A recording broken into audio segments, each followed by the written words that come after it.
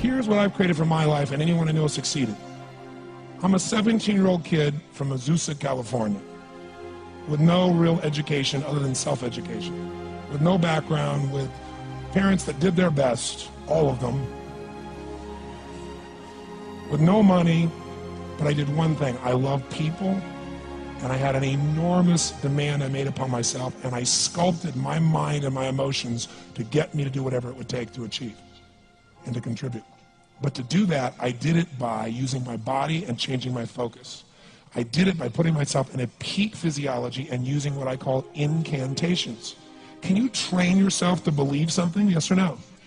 Absolutely. How many of you ever made the fatal mistake of going to Disneyland or Disney World, and while you're there made the fatal mistake of going to a ride called It's a Small World After All? What happens for about a week after you're out of that damn place? You're still singing this thing in your head in 24 languages, right? Well, let me tell you something. How many of you have things when you want to go achieve them and this part of your voice goes, oh, it's not going to happen, or forget it? How many got a voice that sometimes interrupts that good pattern? Say I. And what you want to do is train a new one. So starting when I was 17, I started doing incantations, not affirmations. Affirmation, you go, I'm happy, I'm happy, I'm happy, I'm happy, I'm happy. What's the problem? You haven't changed your what? Your what?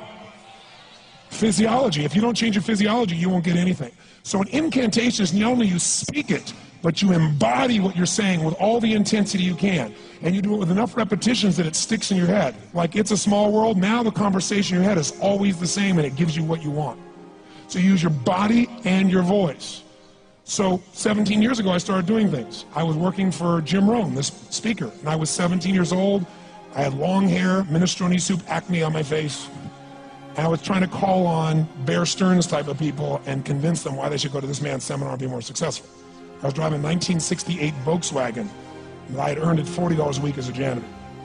The only way I did it was park far from the building and then go in, and I love people and I believe, but I put myself in state, and I was able to influence people that were far more successful than I was at the time. I would do something that I still do backstage and have done for 23 years. Because I don't hope I'm going to be in a good state, I demand it.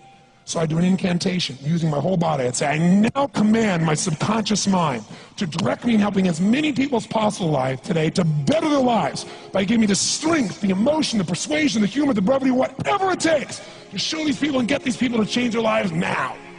And I would do that literally driving in my Volkswagen to a meeting in LA on the freeway for 40 minutes. People are looking at me, I'm screaming at the top of my lungs. They're going, I know he's a serial killer, I know he is. But by the time I entered that room, when two people meet, if there's rapport, the person who's most certain will always influence the other person. And I was totally certain, and they were trying to get revved up to certainty. Do you agree with this, yes or no? I do another one because I was poor. I changed my mindset. I kept doing things, but I never got beyond it. I'd say God's wealth is circulating in my life. His wealth flows to me in avalanches of abundance. All my needs, desires, and goals are met instantaneously by infinite intelligence, for I'm one with God and God is everything. And I would imagine the abundance in my life, and I would feel so grateful. And a year later, I went from making $38,000 a year to making $1 million a year in 1 year.